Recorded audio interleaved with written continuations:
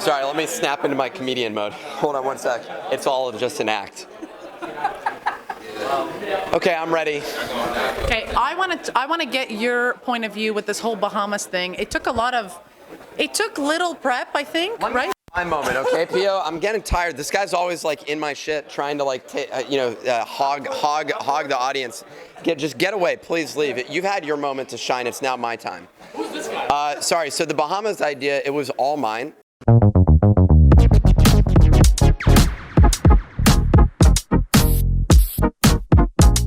Pio just came along so that he could record me and see that performance there. So you've got your own IG hubby, like I do. IG hubby, like my husband. Well, we don't use Instagram, so I mean, we do have an account. There's like 3 people that follow us there.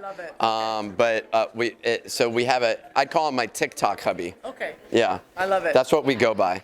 Okay, so he followed you there. This was all your idea to go to the Bahamas. Yeah, he was like, "Oh, Nick's out here paying for my flight again," and so I decided to, comp his flight so that he could come cover me, and I could really push the boundaries of investigative journalism as I've been doing for decades. I love it. So what was that like? When I saw you guys leave, I was like, "This is a joke.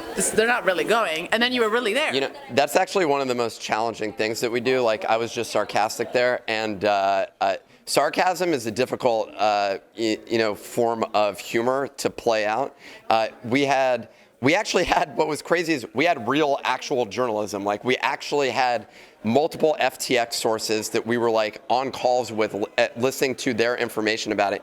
We had sources on the ground that saw SBF while Twitter was going crazy about him being in Argentina, which he just wasn't. So we had all this information that was real journalism, and we were actually trying to get stories while simultaneously making humorous videos, because we're on this like difficult trip to the Bahamas where there's palm trees and gorgeous weather when it's like freezing weather in New York, and we're like, oh my God, this sucks. So I think that was like one of the most challenging things was dealing with like the balance of people don't turn to us necessarily for like as a trusted source if you're a new person that ends up seeing it. And that's actually, I think, something that we just struggle with internally.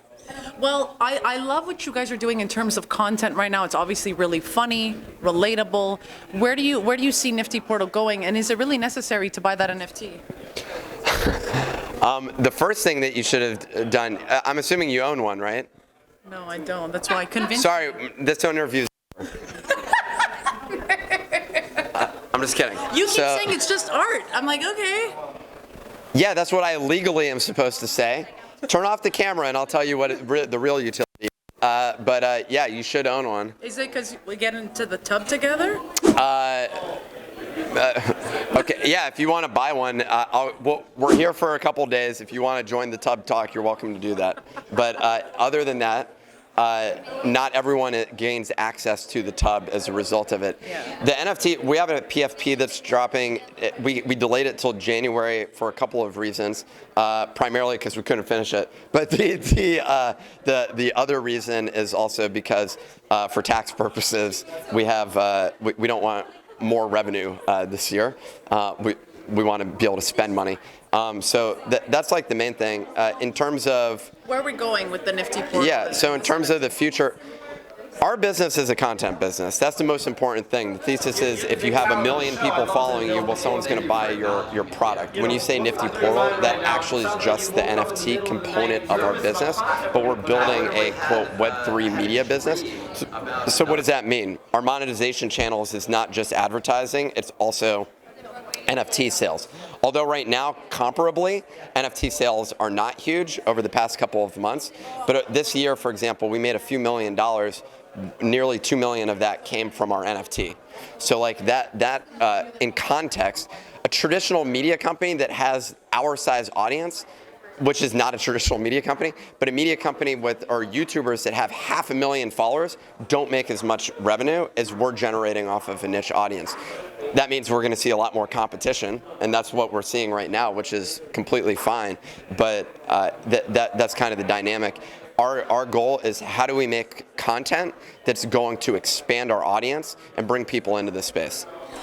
My last question to you is, what's your version of the tub talk? How did you feel entering that tub with Pio? So when we were in the Bahamas was where that idea was incepted. Actually, Pio's friend texted him the concept, and we were like, okay, cool. I actually really love this idea. We had a really nice bathtub in the Bahamas, which would have been perfect for shooting it, but we didn't have the whole camera set up and everything else. I was like, yeah, let's go forward with it. I was a little bit nervous. Yesterday morning, I was like, we shouldn't publish this, was like my initial thought. And then I showed it to a couple of people who were just like, fuck yeah, get that thing out. And so we ended up publishing it.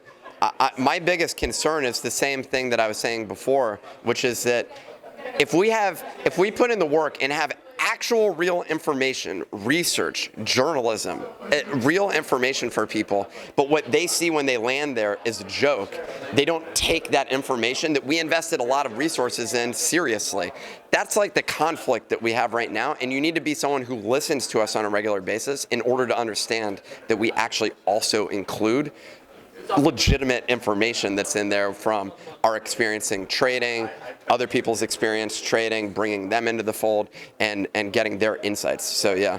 And I love that the most about this show specifically, this morning show, because you guys actually talk about the bad stuff, right? The losing of certain things. You lost $10,000 a couple of weeks ago. Yeah, I got fished. Right? I felt like an idiot. Yeah, that was last week. So I was just like, okay, there goes 10 grand.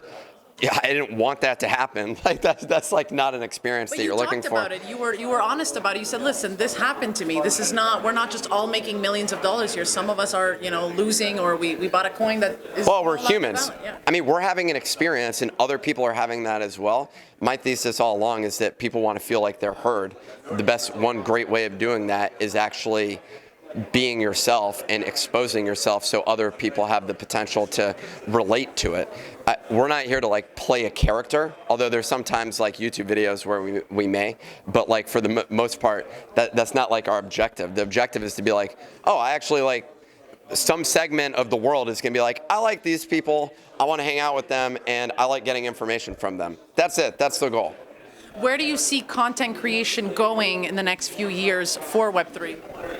Primarily, there will be probably no other company other than us that actually makes it to the end, and I'm really excited about being a monopoly within this space.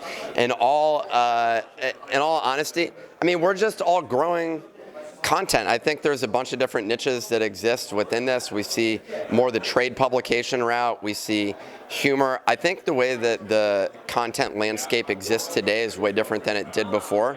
There's really one objective, and that's like get views. That's all that people care about, and when your audience grows, you can do anything with that platform. We're seeing that right now with BitBoy Crypto, one of the biggest scammers in the world, actually, and he is now just legitimately, I'm trying to get a lawsuit from him, by the way, and so he's been, like riding the line between doing illegitimate stuff and legitimate stuff, and it doesn't matter if you have an audience, people will pay attention.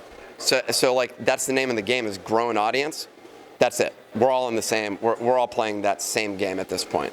I love it. Thank you so much, Nick.